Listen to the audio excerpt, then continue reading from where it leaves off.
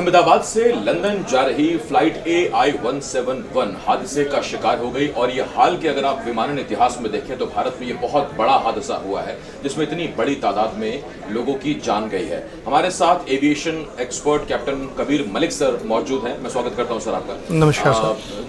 Captain Kabir, मैं आपसे दो तीन चीजें जानना चाहूंगा। सबसे पहले हम जानना चाहेंगे कि आपको शुरुआती तौर पर जो प्लेन की तस्वीरें दिखी हैं उसको देखकर क्या अंदाजा लग रहा है, और जो चमत्कार हुआ कि सीट पैसेंजर 11A वो बच गए, क्या किस तरह से वो बचे होंगे, क्या चीजें रहती है, कौन सी सेफ सीट्स हैं? सबसे पहले जो तस्वीर हमने देखी सर, मैंने देखा, हमने दो इमेज कंपेयर की थी। उसमें जो हमने दो इमेज कंपेयर की थी सर, उसमें हमने देखा था कि किस तरह से जो फ्लाइट थी उसके फ्लैप्स पर जब हमने स्टडी किया तो अमूमन बताया जाता है कि फ्लैप्स ऑन रहते हैं जब आप टेक ऑफ कर रहे हैं ताकि लिफ्ट मिल सके। जी जी। आपने जो इमेज देखी वो 50 सेकंड की जो इमेज देखी उसमें फ्लैप्स को देखकर आपको क्या लग रहा है? देखिए, जो मैंने इमेज देखी है और कल और आज भी देखी है वो क्लियर नहीं है उसके अंदर विजुअल्स। तो अभी फ्लैप पोजीशन एकदम एग्जैक्ट क्लियर ना होने की वजह से उसके बारे में कहना बड़ा मुश्किल है। लेकिन मेरे को जहाँ तक लग रहा है इसके अंदर इंजन फेलियर ही और थोड़ी फ्लैप पोजीशन के अंदर कहीं ना कहीं माइनर मिस्टेक ज़रूर हो सकती है, क्योंकि कोई भी पावरफुल उड़ती हुई चीज़, मान लीजिए एयरक्राफ्ट ही उड़ रहा है आपका और इमीडिएट अपनी पावर लूज़ कर रहा है तो उसके दो ही रीज़न हो सकते हैं। या तो जो फ्लैप पोजीशन है वो डिस्ट्रैक्ट हो गई है, वो अपनी सेम क्लाइंबिंग पोजीशन में नहीं थी, और या फिर बोथ ऑफ इंजन्स की पावर सडनली लूज हो गई है। सर जरा दर्शकों को समझाइए हमारे कि फ्लैप 15, 30, 45 इसे पायलट्स कब इस्तेमाल करते हैं और ये कब इस्तेमाल होता है? देखिए, जो आप बता रहे हैं 15 आपने बताया, ये लैंडिंग के टाइम पे इसको यूज़ किया जाता है और ये पोजीशन रहती है कि आप जब तक एयर के अंदर कम्प्लीटली सेफ नहीं पहुंच जाते हैं, तकरीबन ये मान के चलिए 1500 फीट से लेकर 2000 फीट तक अगर आप नहीं गए, ये पोजीशन रहती है। ये प्लेन को जो है हवा में ले जाने के लिए आपके इसको यूज़ करते हैं। तो ये टिप नोज पोजीशन रहती है, ये इस तरीके से रहेगी पोजीशन। ये जब तक ऐसे क्लाइंब करेगा तो फ्लैप पोजीशन आपकी डाउन रहेगी 15 डिग्री के ऊपर। 15 डिग्री फ्लैप रखेंगे? हाँ जी, 15 डिग्री फिक्स है, नॉर्मल प्रोसीजर है आपका फ्लाइंग का टेक ऑफ के करते हुए टाइम पे, ये उस टाइम पे काम आता है। कॉकपिट में जो कैप्टन के लेफ्ट साइड में जो लीवर रहते हैं उससे हम फ्लैप एडजस्ट करते हैं? नहीं, फ्लैप पोजीशन जो होती है वो आपके कॉकपिट का जो सामने पोजीशंस होती है वहाँ पे एक लीवर होता है इस करके, इस लीवर से आपको पोजीशन मेंटेन करनी होती है। ये ऐसे 30 पे जाएगी और आपका 45 इस तरीके से रहता है, और इसके बीच में जैसे 1 to 15 रहता है, आपको ये पोजीशन करनी पड़ती है। यहाँ पे आपको मार्किंग्स होती है, मार्किंग के हिसाब से आपको सेटिंग करनी पड़ती है एज़ पर द रिक्वायरमेंट कि आप किस जोन में फ्लाइंग कर रहे हैं, फ्लाइंग कंडीशंस अभी क्या है। ठीक सर, एक चीज़ मुझे आपसे और पूछनी है कि टेक ऑफ के वक्त में मिनिमम स्पीड क्या रहनी चाहिए, थ्रस्ट कितना होना चाहिए, और क्या टेक ऑफ के वक्त 15 डिग्री एंगल मेंटेन करना होता है या ये मैंडेटरी नहीं है? नहीं, ये मैंडेटरी है। विदाउट इसके आपको ड्रैग और थ्रस्ट नहीं मिलेगी, पावर आपको नहीं जनरेट होगी। आपके जो एयरबॉन्स आपके इसके नीचे बनते हैं, क्या नाम, फ्लैप के नीचे जो डाउन वॉश बनता है, down wash we can say airborne होते हैं, और डाउन वॉश आपके ये एयर के रिंग्स इस तरीके से जनरेट होते हैं फ्लैप के नीचे। ये आपकी फ्लैप पोजीशन है, जैसे इसके नीचे जनरेट होते हैं। तो जो आपका ये फ्लैप पोजीशन है, ये जैसे 15 डिग्री पे सेट होगी, जब इसके ऊपर एयर बोन अटैक करता है तो ये ड्रैग क्रिएट करता है, इसी वजह से नोज अप होती है, और जो है आपकी ये फ्लाइंग कंडीशन जो है प्लेन जो है ऊपर हाइट गेन करने में मदद करता है आपको। ठीक सर, इसमें मुझे आपसे एक चीज़ और पूछनी थी कि अभी जब जो पैसेंजर बचे सीट 11A, तो हमने देखा बहुत सारी चीज़ें थी कि 11A में हमने जब सिटिंग प्लान के बारे में बात की तो उसमें हम दर्शकों को बताना चाहते हैं कि सबसे ज़्यादा सेफ सीट्स प्लेन की कौन है। एज सच इस पर कोई स्टडी या फिर कोई ऐसा फैक्ट है नहीं, लेकिन फिर भी अगर हम एक प्लेन का डायग्राम अगर ड्रॉ करते हैं और उसमें हम देखते हैं, ये आपके विंग्स हो गए सर, इसमें ये कहा जाता है कि जो आइल की सीटें हैं, आपके कॉरिडोर के बगल की सीटें, एक तो इन्हें सेफ माना जाता है, एक जो आपकी टेल के पास जो सीट्स हैं, बिल्कुल लास्ट की जो सीट्स हैं उन्हें, और जो विंग्स के पास इमरजेंसी डोर के आसपास की सीटें हैं उन्हें। मेरा आपसे सवाल ये है कि जब फ्यूल टैंक विंग्स में है, या फिर इस केस में जहां तक मैं जान रहा हूं कि मेन बॉडी के नीचे भी एक बड़ा फ्यूल टैंक है जिसमें आप शायद 1,35,000 लीटर आप स्टोर कर सकते हैं इसमें, तो ये सीट सेफ कैसे है? बिजनेस क्लास ये है इसकी, यहाँ वो 11A सीट है जो पैसेंजर बचा है, रमेश जो बचे हैं। तो मैं वही आपसे पूछना चाह रहा हूँ कि ये कैसे ही चमत्कार हुआ होगा सर? इसको थोड़ा सा क्लीन हम कर सकते मैं हैं। आपको क्लीन कर देता हूँ, थोड़ा तब सा तक आप clean बताइए कर सर, दें। मैं क्लीन करता हूँ। देखिए मैं आपको 1 बाय 1 सारी चीज़ों को एक्सप्लेन करता हूँ यहाँ पर, और उसके लिए मुझे थोड़ा सा आपको टेक्निकल नोट पे लेके जाना पड़ेगा। जो आपने फिगर बनाई है, मैं यहाँ से थोड़ा आपको ड्रॉ करता हूँ। मान लीजिए, सॉरी एक मिनट, दिस वे, इमेज, हाँ, इरेजर। ठीक है, कोई नहीं सर, आप एलैबोरेट कीजिए। सॉरी, मान लीजिए ये प्लेन की पोजीशन है, जैसे आपने अभी मेरे को बन के दिखाई है। ये प्लेन की पोजीशन है, ये आ गई है आपकी, थोड़ा करके ये प्लेन की पोजीशन आपकी आ गई है। ठीक है जी, अब ये कॉकपिट एरिया हो गया आपका जो है। इसके बाद ये कॉकपिट हो गया, इधर वॉशरूम वगैरह आ गया आपका, इधर आपकी पेंट्री वगैरह हो गई, ये आपकी एंट्रेंस हो गई, ये बिजनेस क्लब हो गया, ये आपकी सिटिंग कैपेसिटी बैक साइड की होगी। ये कौन पोजीशन आ गई आपकी? ठीक है जी, टेल पोजीशन जिसको बोलते हैं, ये आ गई है। अब इसके नीचे आप फ्यूल पोजीशन है, फ्यूल इसके अंदर भी है और फ्यूल इसके अंदर भी है। ठीक है जी, ये फ्यूल की पोजीशन है। अगर हम प्लेन को अगर पूरा देखे जाए तो प्लेन तो वैसे बहुत सेफ टेक्नोलॉजी के साथ मैन्युफैक्चर होता है, तो ये इम्पैक्ट लेने की इसकी कैपेसिटी होती है। लेकिन इन डिज़ास्टर कॉल जैसे कल हुआ है, उसके अंदर आप इसको कंसीडर नहीं कर सकते कौन सी सीट कहाँ पर सेफ है। लेकिन मान लीजिए हम क्रैश लैंडिंग करा रहे हैं प्लेन की, और किसी ओपन स्पेस में या मड में या ग्रास में या पानी पे कराते हैं, तो मेरे हिसाब से जो लगता है ये वाली पोजीशन जो होती है आपकी, ये प्लेन की सबसे सेफेस्ट पोजीशन होती है। इसके अंदर आप जो है इम्पैक्ट जो है प्लेन ले सकता है, और इस इम्पैक्ट के अंदर ये सर्वाइवल के चांसेस इनके सबसे ज़्यादा है। इसका जो बेली होता है नीचे, जिसको आप बोल रहे हैं, उसके जो लेयर होती है, उसके नीचे कार्गो सेक्शन होता है, उस कार्गो सेक्शन के नीचे वो डबल लेयर होती है, उसी के नीचे हमारे लैंडिंग गियर्स होते हैं, सारी चीज़ें होती हैं। तो उसका इम्पैक्ट ये वाला एरिया ले सकता है, और इसका इम्पैक्ट जो है इन सीट्स के ऊपर मतलब पड़ता ज़रूर है, लेकिन कम पड़ता है। सर्वाइविंग चांसेस इसके अंदर ज़्यादा होते हैं। दूसरा, जब बात हो रही थी, आप बता रहे थे कि जब ये ब्रेक होता है, मैं वही अब इसी के ऊपर आ रहा हूँ।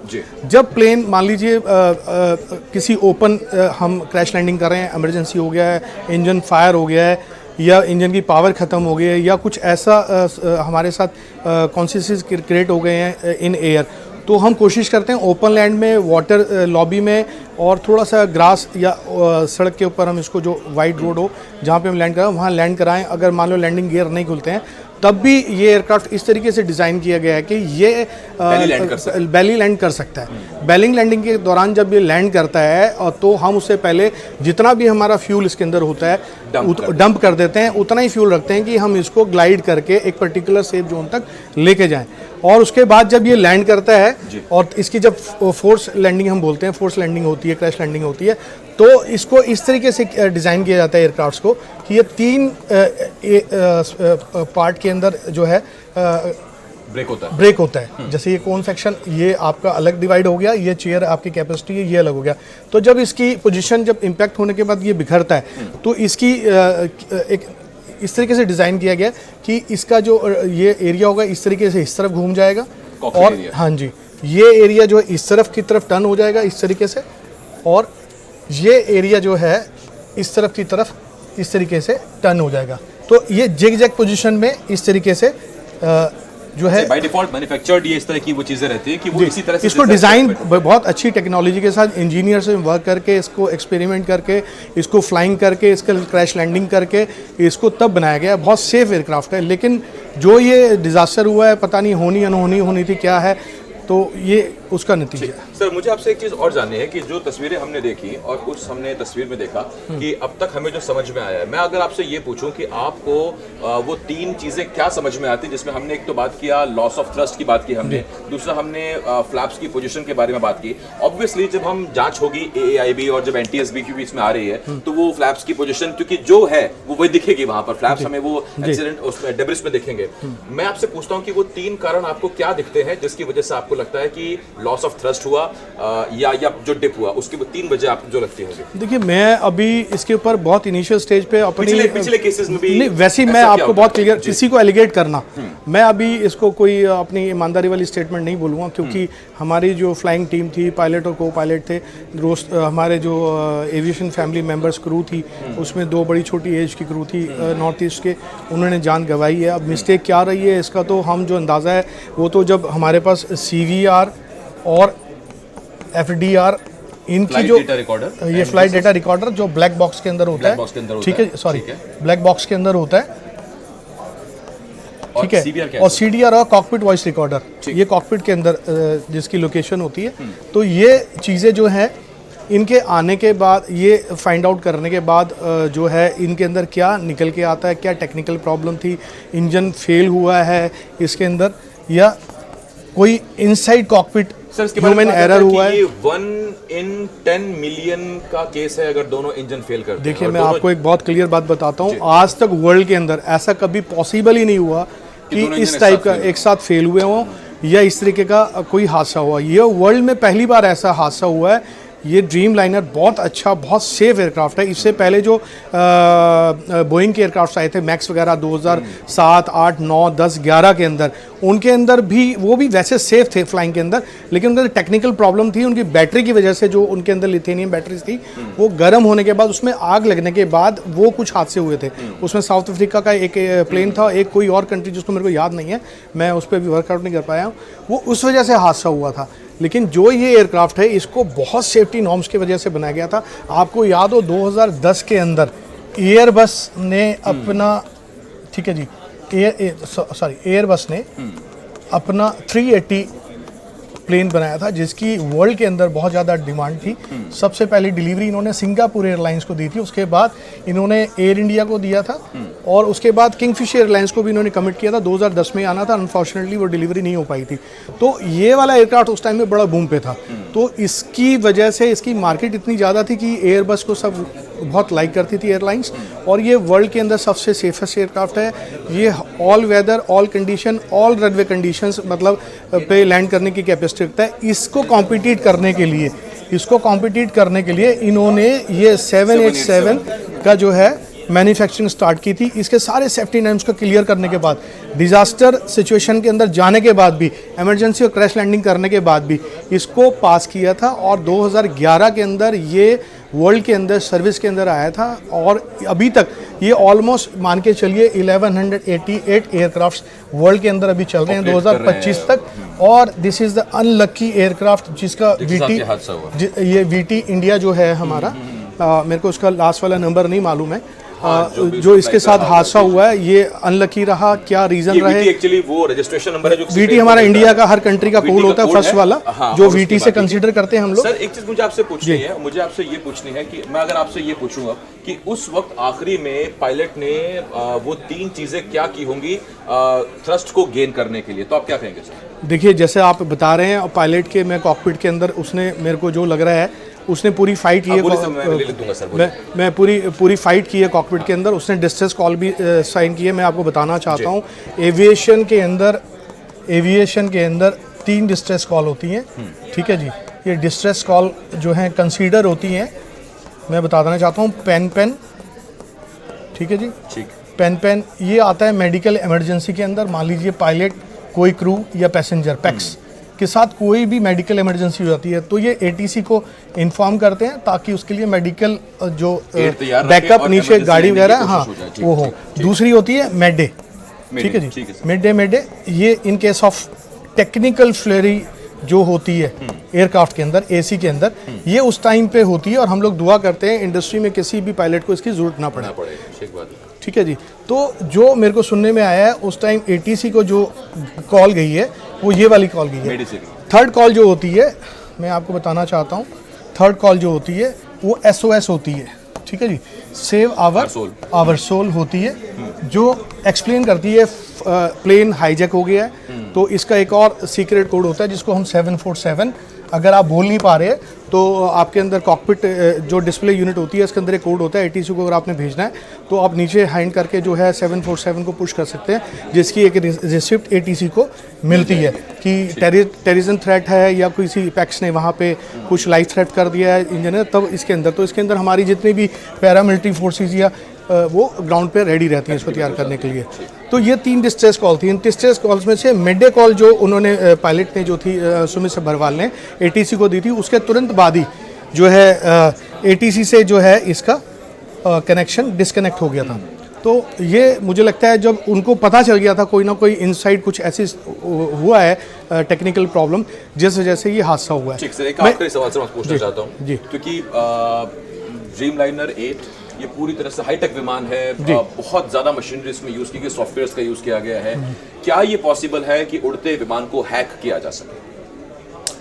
देखिए, मैं बताना चाहूँगा ये जो बात है डाइजेस्टेबल नहीं है, और एक पैसेंजर प्लेन को हाइक करके कोई किसी का कोई मोटिव सॉल्व नहीं होने वाला है।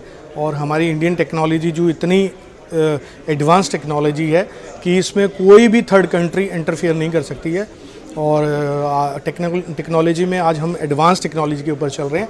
जो हमारे DRDO साइंटिस्ट और एविएशन साइंटिस्ट हैं बहुत हार्ड वर्क इसके ऊपर करते हैं। आपको भी पता हो, जब हमारे पाकिस्तान के साथ युद्ध हुआ था, मैं शायद 8 मई की बात है, मैं उसको बोल रहा हूँ, तो उसके अंदर जो हमारी जो स्कड मिसाइल्स यूज़ की गई थी वो इज़राइल ने हमसे बाय करने के लिए इंडियन गवर्नमेंट को प्रपोजल रखा था। तो मैं नहीं लगता कि मुझे नहीं लगता कि ऐसे इंटरेस्टेड है और वो ख़रीदना चाहता है हमारी टेक्नोलॉजी को, तो मुझे नहीं लगता ऐसा कुछ रहा होगा। दूसरा, मैं एक और आपको ध्यान दिलाना चाहता हूँ, इंडिया के पास अपना ओन मैन्युफैक्चरिंग रडार है जो DRDO ने इसको किया था, जो जर्मनी के अंदर एक रडार बनता है जेप्सन करके, उससे डबल कैपेसिटी और पावरफुल रडार जो है सिस्टम जो है अपनी इंडिया ने इसको डेवलप किया था 2007-8 के अंदर, मेरे अंदर जो एज पर माई नॉलेज चल रहा है। तो बताया कि ये हाँ, तो मेरे को नहीं लगता AWSC को इसको कोई इस तरीके से हमारे किसी चीज़ को जो हाईजैक कर सकते हैं, और कोई मोटिव भी इसका सॉल्व नहीं होता है। तो ये तमाम सवाल थे जो इस वक्त दर्शकों के मन में होंगे, आपके मन में होंगे, इस हादसे से जुड़े हुए, संभावनाओं, आशंकाओं से जुड़े हुए, उनके जवाब जानने की कोशिश की थी। कैप्टन कबीर मलिक सर हमारे साथ हैं। सर, बहुत धन्यवाद आपका हमारे साथ जुड़ने के लिए।